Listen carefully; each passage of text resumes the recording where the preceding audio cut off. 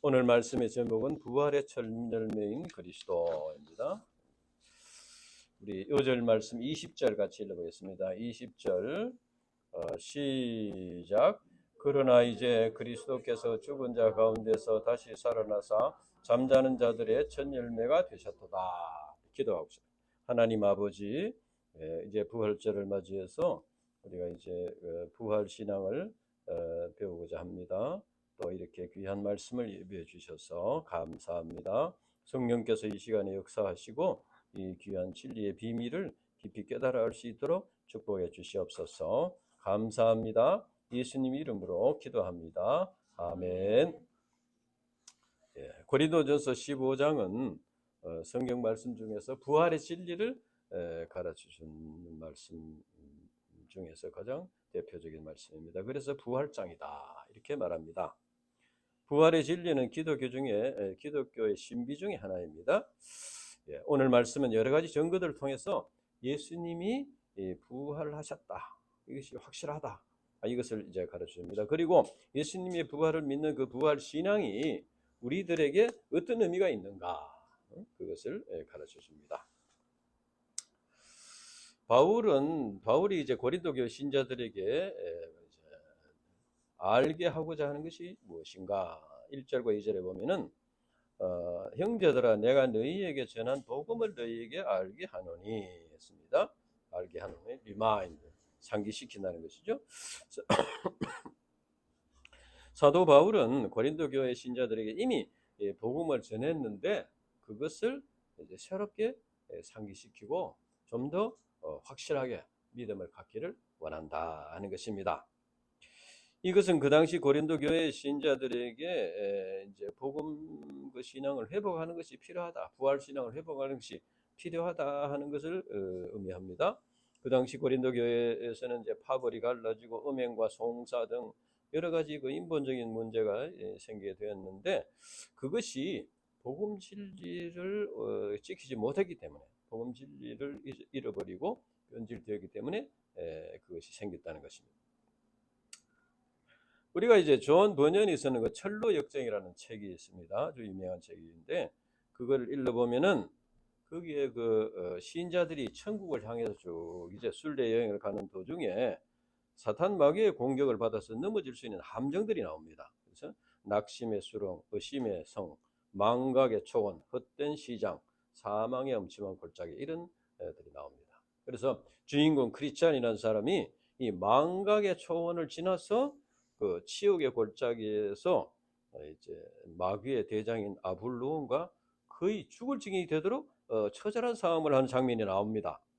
저자는 이것을 설명하면서 이제 그 이부의 이제 그 자녀들이, 그 부인과 자녀가 이제 아버지가 갔던 길을 이제 따라가면서 이 내용을 이제 대화를 한 내용이 나오는데, 여기서 보면은 우리 신자들이 자기가 얼마나 비천한 죄인이며 또 그리고 자기가 얼마나 주님의 큰 은총을 받았는가를 망각하게 되면은 사단의 공격을 받게 된다, 이런 얘기가 나옵니다. 그래서 망각의 초원을 지나서 이제 아볼로온과 싸움을 하게 된다, 그렇게 우리 신자들이 이제 그 매너리즘에 빠져서 습관적으로 신앙생활을 하다 보면은 자기가 얼마나 비참한 죄인인지 또 그것을 잃어버리고 주님께서 자기를 구원하기 위해서 얼마나 큰 은혜를 베풀어 주셨는가, 그것을 잊어버리는 경우가 있다는 겁니다.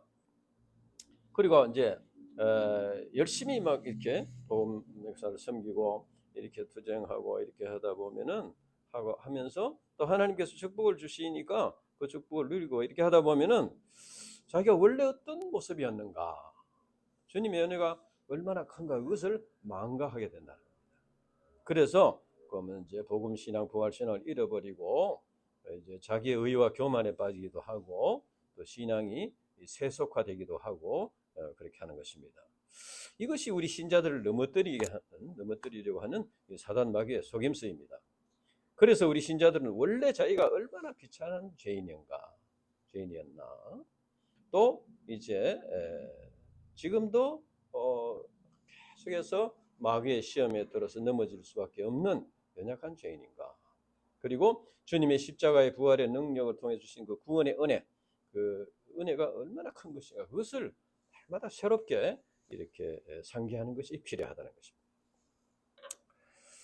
사도 바울은 기독교 역사 중에서 가장 위대한 업적을 남긴 대사도입니다. 그러나 그가 이제 소개할 때 보면은 디모데전서 1장 15절에 보면은 나는 죄인 중에 괴순이라고 했습니다. 죄인 중에 괴순이라. 그리고 오늘 본문에도 보면은 만삭되지 못하여 난 자다. 또 사도 중에 가장 작은 자다. 하나님의 교회를 박해하여 사도라 칭함을 받기를 감당하지 못할 자다. 이렇게 자기를 소개하고 있습니다. 이것은 사도 바울이 끝까지 자기가 얼마나 비천한 죄인인가, 그리고 또 그러한 자기를 구원하고 사도로 세우신 주님의 은혜가 얼마나 큰가, 이것을 잊어버리지 않았다는 겁니다. 이것이 사도 바울로 하여금 위대한 하나님의 종이 되게 하는 참 원동력이었다, 비결이었다 하는 것을 가르치십니다.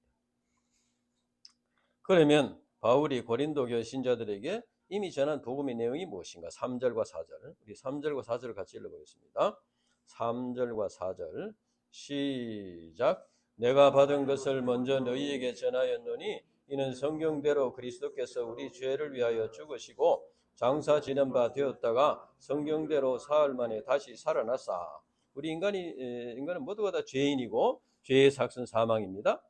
그리고 사람이 죽은 후에는 반드시 하나님의 심판이 있다 하는 것입니다.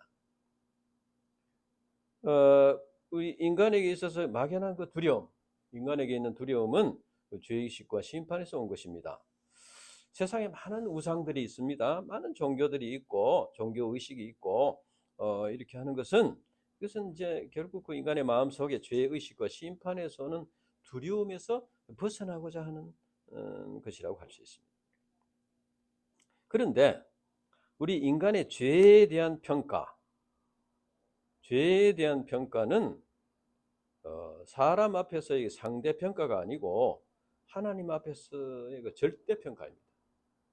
상대평가, 절대평가는 의미가 알죠. 즉 인간이 자기 스스로 죄인임을 시인하지 않는다고 해서 죄가 없는 것도 아니고 죄의식과 두려움에서 벗어날 수 있는 것이 아닙니다. 그리고 사회봉사나 구제사업이나 이런 선한 일을 한다고 해서 죄값을 그것으로 지불할 수 있는 것도 아니다. 그리고 또 이제 잘한 것이 많고 잘못한 것이 적다고 해서 자기 죄가 상쇄되는 것도 아니라는 것입니다. 그리고 사람이나 환경을 핑계하며 변명한다고 해서 죄값이 가벼워지는 것도 아니고, 또 사람들끼리 서로 양해하고 이해하고 뭐 참 우리 서로 뭐 그럴 수밖에 없다 이렇게 한다고 해서 죄가 없어지는 것이 아니라는 것입니다. 또 우리가 소속된 교회 공동체 구성원들이 뭐 잘못이 있다고 해서 그것 때문에 자기 죄가 합리화되는 것도 아니다. 하나님은 죄를 미워하시고 절대평가로서 죄를 심판하시는 공의의 하나님이십니다. 반면에 하나님께서는 죄인을 용서하시고 구원하는 길을 열어주시는 사랑의 하나님이십니다. 이러한 그 하나님의 공의와 하나님의 사랑이 이제 예수 그리스도의 십자가를 통해서 나타났다 하는 것입니다. 즉 예수님이 십자가에서 우리 인간의 죄를 짊어지고 죽으심으로써 하나님의 공의가 만족하게 되었습니다.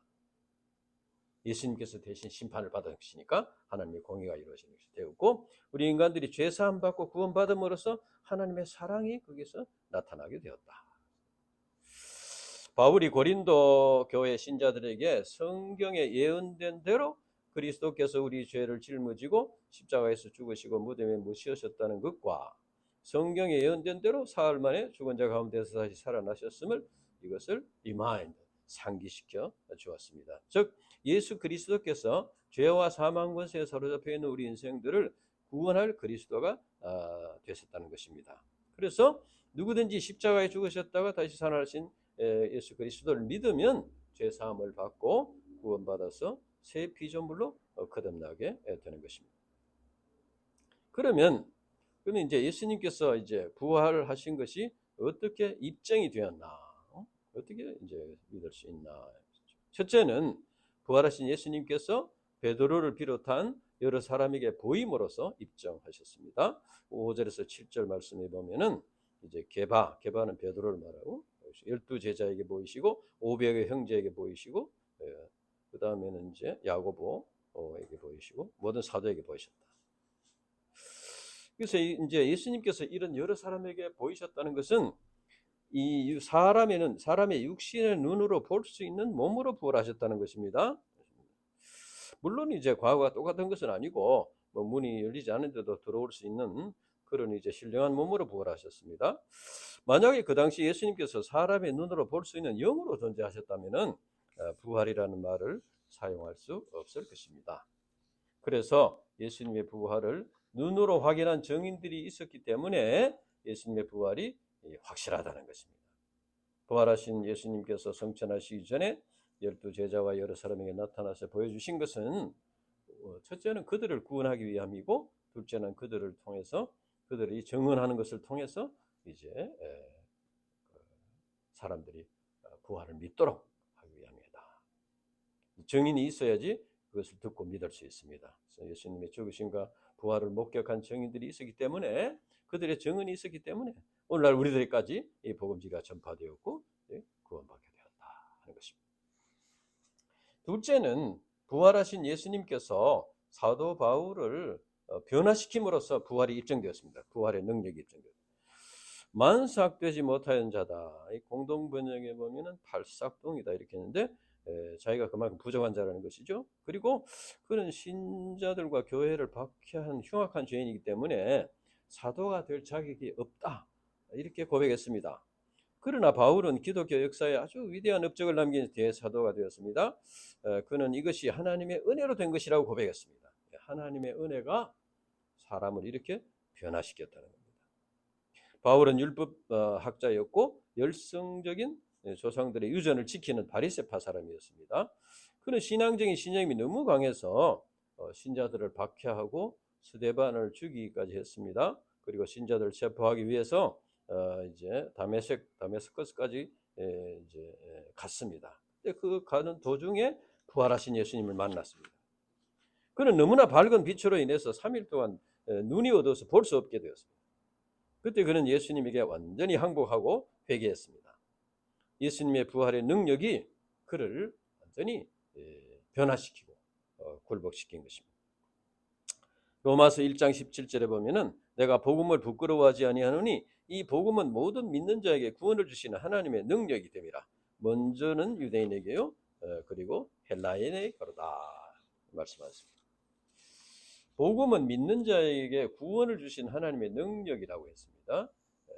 죄의 세력을 사로잡고 있는 사단 마귀도 큰 권세를 가지고 있습니다.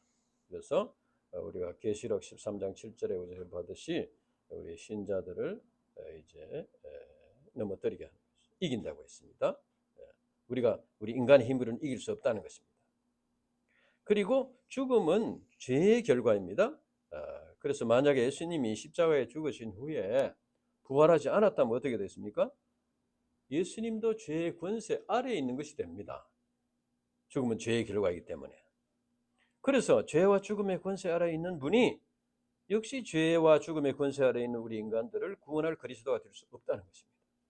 그러나 예수님께서는 부활하심으로써 죄와 사망 권세를 이기셨습니다. 그래서 사도 바울을 비롯한 우리 인간들을 구원하시고 변화시킴으로써 예수님의 부활이 입증되었다는 것입니다. 그래서 우리는 예수님의 부활의 능력이 우리 자신뿐 아니라 우리 자녀들과 우리 양들과 우리 모든 우리 복음을 전하는 모든 분들을 다 구원해서 이제 변화시킬 수 있다. 그것을 믿어야 하는 것입니다. 믿어야 한다. 그런데 그 당시 고린도 교회 신자들 중에는 부활이 없다 하는 사람들이 있었습니다. 12절 보면은 이것은 헬라 그 철학의 영향을 받아서 육신은 추한데 그 추한 육신이 부활해서 무슨 유익이 있느냐 이렇게 주장했다는 것입니다. 그러나 부활이 없으면 예수님의 부활을 부정하는 것이 되고, 그다음에 예수님의 부활을 부정하면은 14절에 19절까지 보면은 이제 구원의 진리도 부정하는 것이 된다는 거죠. 바울이 열심히 구원의 진리를 전파했는데 그것이 예수님의 부활이 없다면은 그것이 거짓이 된다는 것입니다. 바울은 부활의 증인으로 살기 위해 모든 것을 배설물같이 버리고 몇 번이나 죽을 고비를 넘기고 이렇게 했습니다. 그리고 많은 신자들이 부활 신앙을 붙잡고 믿음을 지키고 순교를 당하기까지 했습니다. 만약에 부활이 없다면 어떻게 됩니까? 바울이 전파한 진리는 헛것이 되고 순교의 피를 흘린 자들이 어리석고 불쌍한 자들이 될 것입니다. 그러나 이제 부활은 예수님의 부활은 확실한 것이기 때문에 이렇게 소망을 갖게 되는 것입니다. 바울은 지금까지 이제 죽은 자의 부활이 없으면이라는 이 가정법을 사용해서 부활의 필연성을 역설했습니다. 그러면 예수 그리스도의 부활이 우리 신자들에게 어떤 소망을 주느냐? 첫째는 예수님의 부활이 우리 신자들도 다시 살아난다. 우리 신자들도 다시 살아나서 주님을 맞이한다는 그런 소망을 줍니다. 여기서 이제 부활의 첫 열매가 되셨다. 그리스도께서 죽은 자 가운데서 다시 살아나서 잠자는 자들의 첫 열매가 되셨다 했습니다. 첫 열매는 모든 열매를 대표하는 것입니다.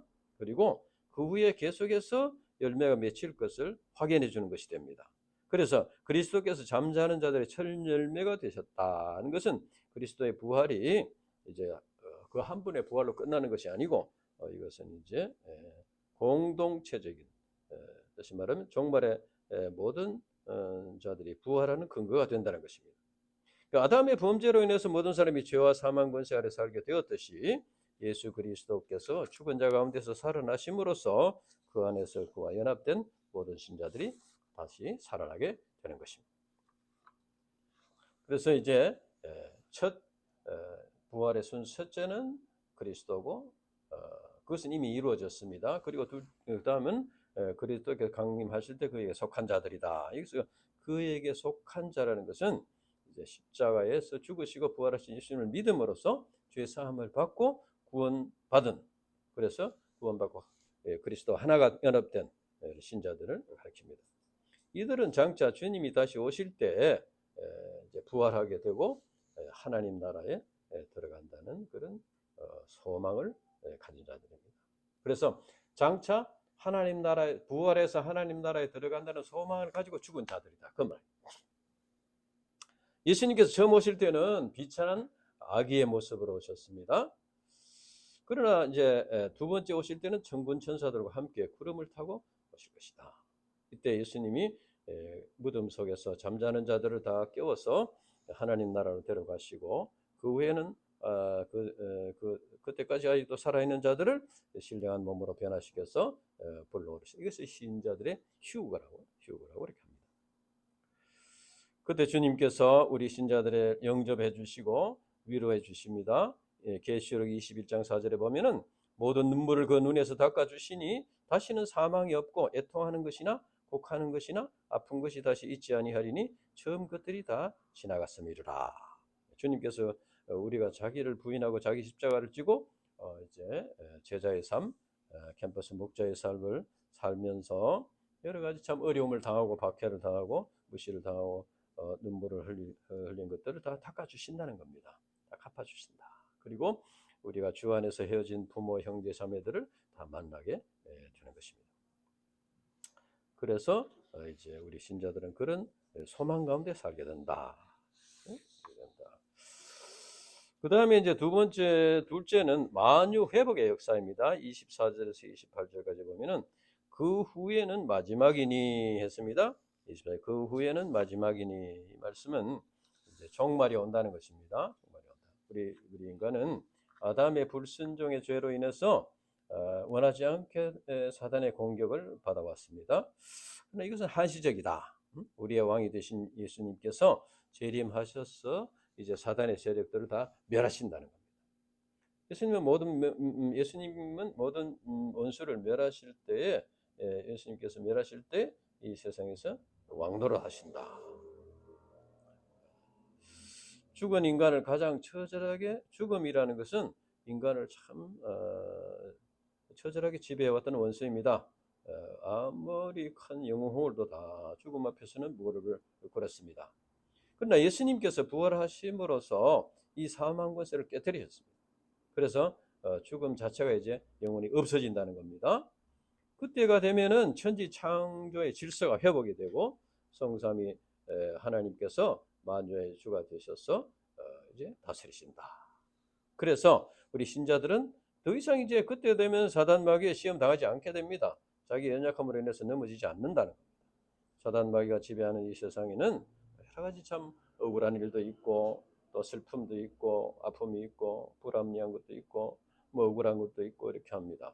그러나 우리 신자들은 장차 영원한 하나님 나라에서 하나님의 사랑과 다스림을 받으며 영원하고 완전한 행복을 누리게 된다. 그런 소망을 가지고 살게 된다. 그리고 그 후에는 맨 마지막으로는 모든 불신자들이 부활을 합니다. 불신자들이 영원히 무덤 속에 숨어 있을 수 없습니다. 심판을 받아야 합니다. 그래서 이들이 부활하는 것은 심판을 받기 위해서 부활하는 것입니다. 이것이 곧 말씀해 보면 둘째 사망이라고 했습니다. 둘째 사망. 영원한 형벌을 받게 된다. 그러면 이제 부활 신앙을 가진 자들은 어떤 삶을 살아야 돼. 그러니까 이 신앙이라는 것은 이 삶을 통해서 나타나야 되는 것이죠. 이론이 아니고 삶을 살아야 됩니다.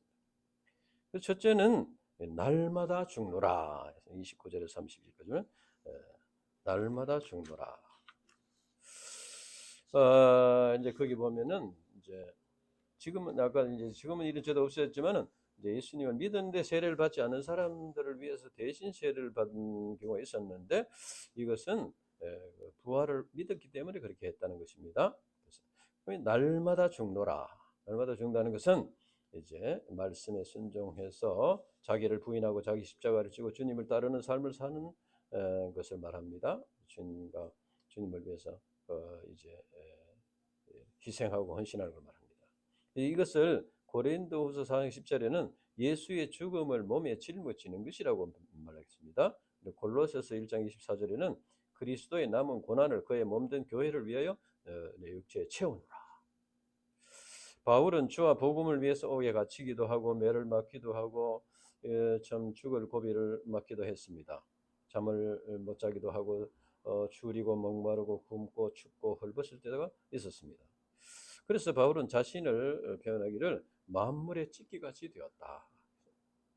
이처럼 부활과 하나님 나라를 믿을 때 이제 주님의 제자의 삶, 날마다 죽는 삶을 살게 되는 것입니다.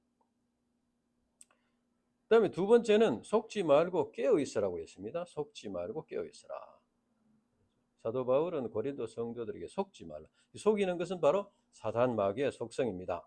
사단 마귀의 종들은 악한 동무들은 달콤한 말로 유혹합니다. 유혹해서 이제 불신에 빠지게 만듭니다. 그래서 예수를 믿어도 뭐 그렇게 이제 너무 그렇게 하지 말고 적당히 믿어라. 부활도 없고 내서도 없고 이 세상이 전부다. 또 이제 이미 구원을 받았으니 천국 가게 되니까 그저 적당하게 이렇게 살아도 되지 않겠나 이렇게 유혹을 합니다. 사단 마귀는 이처럼 감언 이술로 속이고 우리 신자들의 삶을 더럽게 한다. 오늘날 우리 이제 불신 친구들이나 세상의 부귀영화나 또는 뭐 불신 가족이나 어떤 쾌락주의나 이런 것들이 다 악한 동무들입니다. 그래서 우리는 깨어 있어야 된다. 영적으로 깨어 있다는 거는 깨어 있다고 해서 뭐 잠도 자지 않고 깨어 있다기보다 영적으로 깨어 있다. 영적으로 깨어 있다는 것은 하나님과의 교통이 이루어진다는 겁니다. 그 다음에 이제 더 나아가서는 자기가 믿고 있는 그 진리를 실제 생활에 적용해서 실천하는 열매 맺는 그런 삶을 산다는 거예요. 깨어 있다는 것은 부활 신앙을 믿는다면은 부활 신앙으로 살아간다는 거예요. 깨어 있는 겁니다.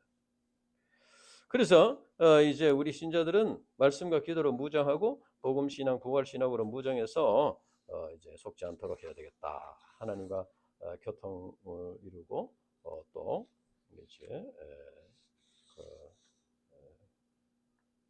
말씀, 진리의 말씀, 믿고 있는 말씀대로 실천해서 열매를 맺는 삶. 그것이 이제 깨어 있는 것입니다. 옛날에는 사람들이 지구가 이제 직각으로 했대요. 바다 배를 타고 쭉 가게 되면 끝에 가면 직각으로 떨어진다. 이렇게 생각했습니다. 믿고 있었습니다. 그래서 그걸 이제 둥글다고 했다가 재판을 받기도 하고 막 이렇게 죽기도 하고 그랬습니다. 그래서 사람들이 먼 바다로 나간 것을 두려워했습니다. 그 당시 대부분의 사람들이 지구가 직각으로 생겼다고 믿고 있는데 처음으로 지구가 둥글다고 주장하는 사람들은 이상한 사람으로 취급을 받아요. 그러나 그들은 그런 분위기 가운데서도 지구가 둥글다는 것을 믿고 오랫동안 바다를 항해해서 가서 다시 제자리로 돌아왔어요. 제자리로 돌아옴으로써 지구는 둥글다 하는 것을 입증했다는 겁니다. 자, 이것을 보면은 이들이 항해를 시작하는 것은 큰 모험이었습니다. 그 당시 아무도 바다를 향해서 이렇게 항해를 해가지고 다시 제자리로 돌아온 사람이 없었습니다. 근데 만약에 이 지구가 둥글지 않고 막 직각으로 됐다면 이 사람은 가다가 낭떠러지 떨어져 죽을 수밖에 없습니다. 아무도 뭐 입증해 준 사람이 없었기 때문에. 이와 같이 진리에 대한 참된 믿음은 그 진리대로 행함으로써 진리의 바다로 나아가는 것입니다. 자기가 믿는다면 그 믿는 진리에 적용해서 그렇게 나가는. 진리를 믿는 사람은 그 진리에 자기의 삶을 의탁하고 그 진리대로 행함으로써 자기의 믿음을 입증할 수 있어야 된다는 겁니다. 본문 말씀에서 예수님을 믿었는데 세례를 받지 못하고 죽은 사람을 위해서 가족이 대신 세례를 받는 것이나 또 사도 바울이 모든 위협에 무릅쓰고 날마다 죽는 삶을 살았던 것은 바로 그 부활의 진리를 믿는다는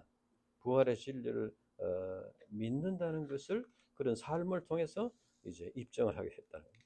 진리대로 행했다. 우리가 진리에 대해서 지식적으로 또는 이론적으로 알고 말로서 동의하는 것은 쉬운 일입니다.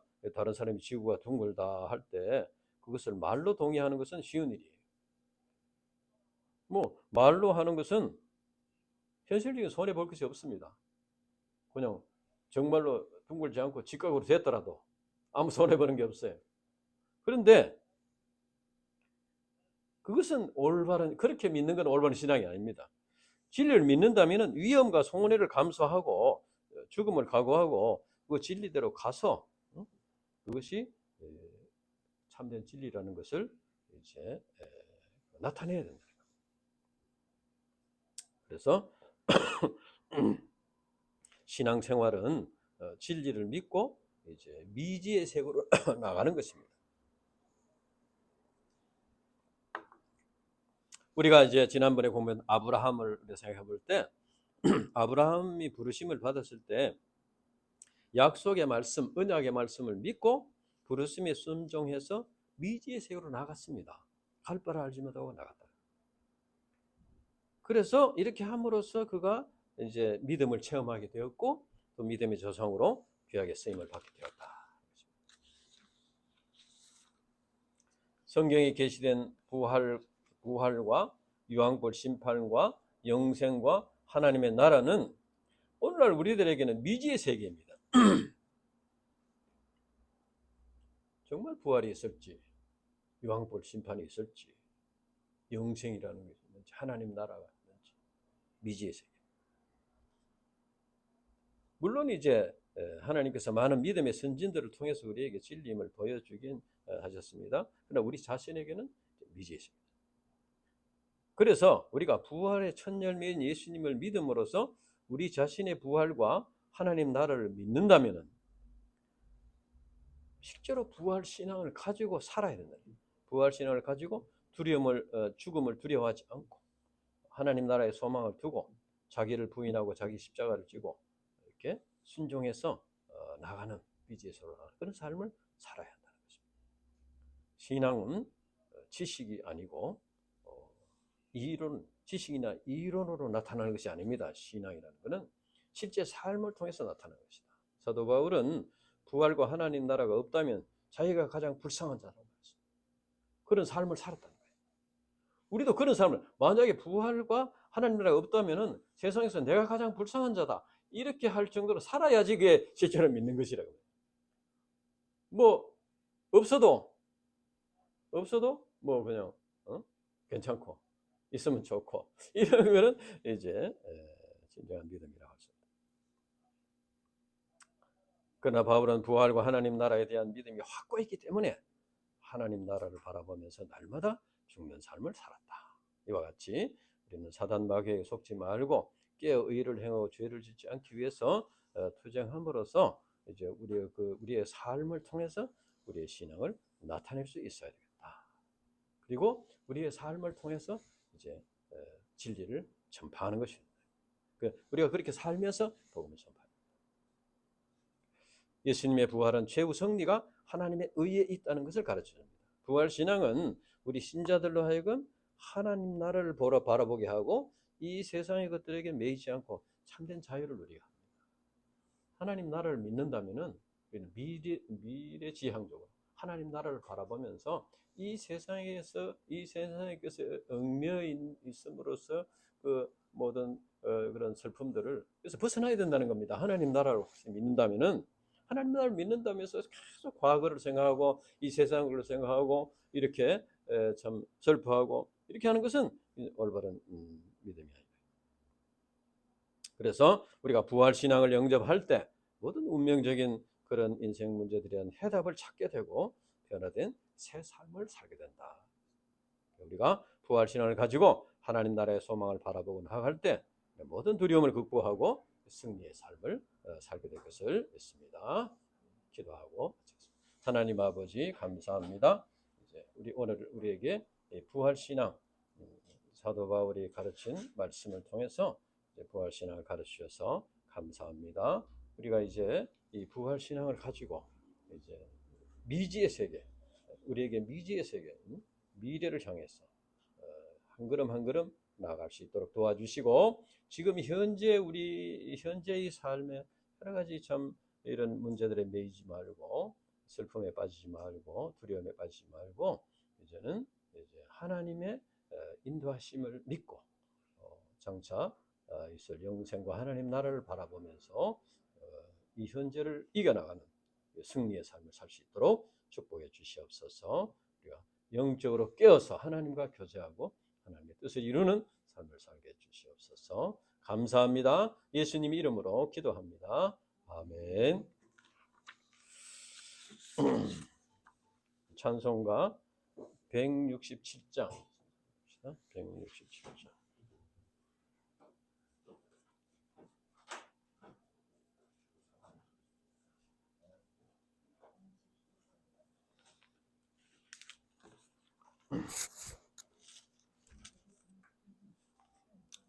즐겁도다 이날 세세에 할 말 사망 권세 깨고 하늘이 열려 죽은 자가 다시 살아나와서 생명의 주 예수 찬송하도다. 즐겁도다 이날 세세에 할 말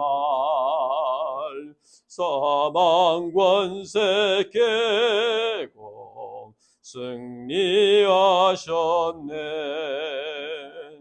부활하신 주님 나타나시니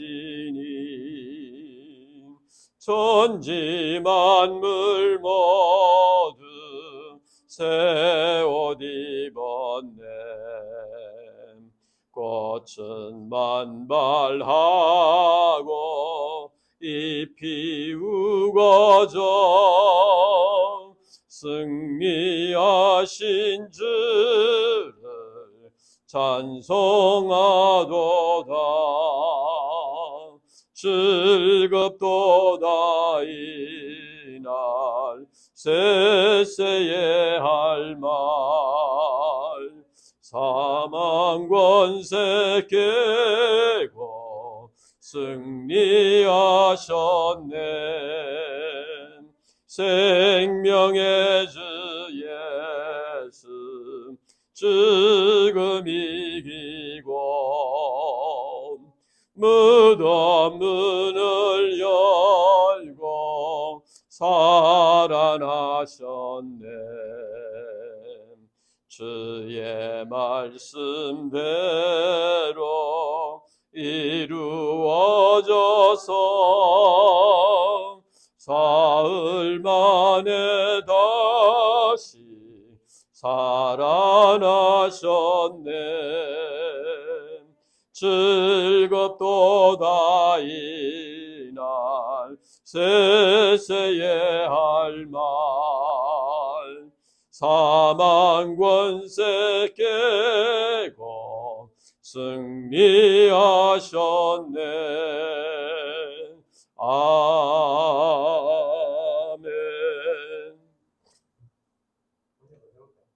어? 뭐를 번역? 아, 그래. 어. 자, 그러면은 이제 다음 주에도 그 나머지 부활절 말씀 오늘 같이 이렇게 공부하고 기초 공부하고 또 말씀